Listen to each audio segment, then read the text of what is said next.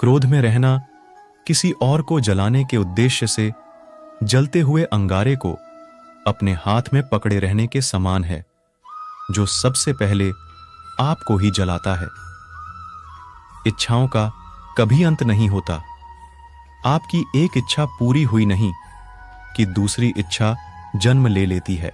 जिसने खुद पर नियंत्रण पा लिया, उसकी जीत को देवता भी हार में बदल नहीं सकते। आपको गुस्से की सजा नहीं मिलती है, स्वयं गुस्सा ही आपकी सजा है। स्वास्थ्य के बिना जीवन जीवन नहीं होता, बस थकान और पीड़ा होती है, जो मृत्यु के समान है। न अतीत की स्मृतियों में अटके रहें, न भविष्य की कल्पना में। मन को तो बस वर्तमान पर एकाग्र रखना चाहिए। 1000 युद्ध जीतने से अच्छा है खुद को जीत लेना। तब यह जीत आपकी अपनी होती है, जिसे कभी कोई आपसे छीन नहीं सकता।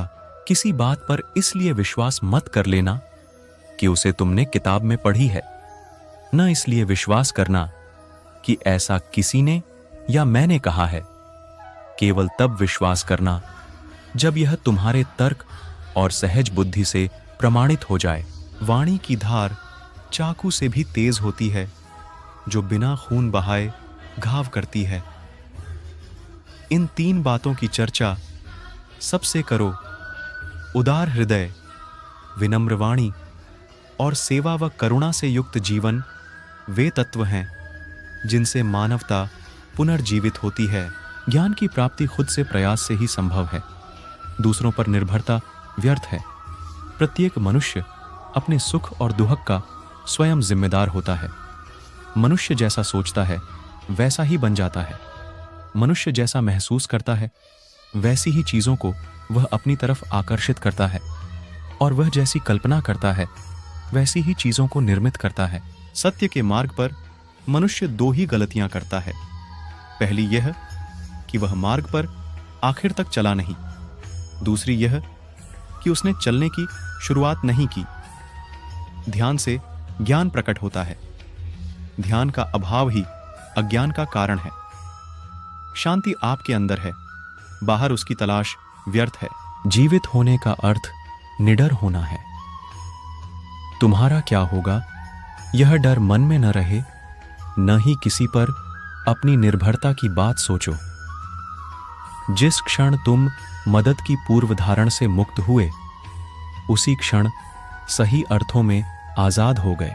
आप अनगिनत अच्छी बातें पढ़ लें, हजारों अच्छी बातें सुन लें और 1000 अच्छी बातें बोल लें, क्या फायदा उनका जो आप उन्हें अमल में न लाएं? आसक्ति या लिप्तता ही सारे दुखों का मूल है। यदि हम सिर्फ एक फूल के अचंभे को पूरी स्पष्टता से देख पाएं, तो हमारा पूरा जीवन बदल सकता है। हजारों खोखले शब्दों से अच्छा है वह एक शब्द जो आपके मन को शांति से भर दे।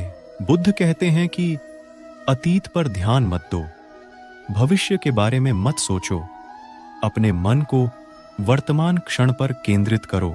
जिसे जानबूझकर झूठ बोलने में लज्जा नहीं, वह कोई भी पाप कर सकता है। इसलिए तू यह हृदय में अंकित कर ले कि मैं हंसी मजाक में भी कभी असत्य नहीं बोलूंगा। ये लोग भी कैसे हैं? सांप्रदायिक मतों में पढ़कर अनेक तरह की दलीलें पेश करते हैं और सत्य और असत्य दोनों का ही प्रतिपादन कर देते हैं। अरे, सत्य तो जगत में एक ही है, अनेक नहीं।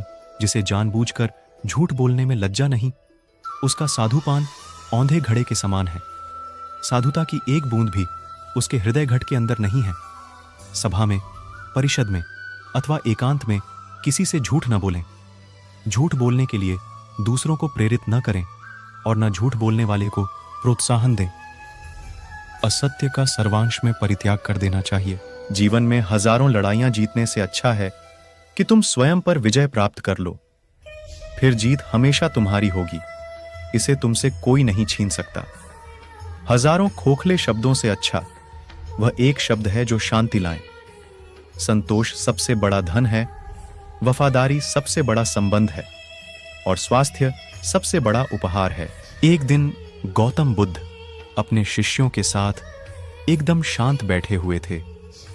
उन्हें इस प्रकार बैठे हुए देख शिष्य चिंतित हुए कि कहीं वह अस्वस्थ तो नहीं है। एक शिष्य ने उनसे पूछा कि आज वह मौन क्यों बैठे हैं? क्या शिष्यों से कोई गलती हो गई है? इसी बीच एक अन्य शिष्य ने पूछा कि क्या वह अस्वस्थ हैं? पर बुद्ध मौन रहे। तभी कुछ दूर खड़ा व्यक्ति जोर से चिल्लाया, आज मुझे सभा में बैठने की अनुमति क्यों नहीं दी गई है? बुद्ध आंखें बंद करके ध्यान मग्न हो गए। वह व्यक्ति फिर से चिल्लाया, मुझे प्रवेश की अनुमति क्यों नहीं मिली? इसी बीच एक उदार शिष्य ने उसका पक्ष लेते हुए कहा कि उसे सभा में आने की अनुमति प्रदान की जाए। बुद्ध ने आंखें खोली और बोले, नहीं, वह अछूत है, उसे आज्ञा नहीं दी जा सकती।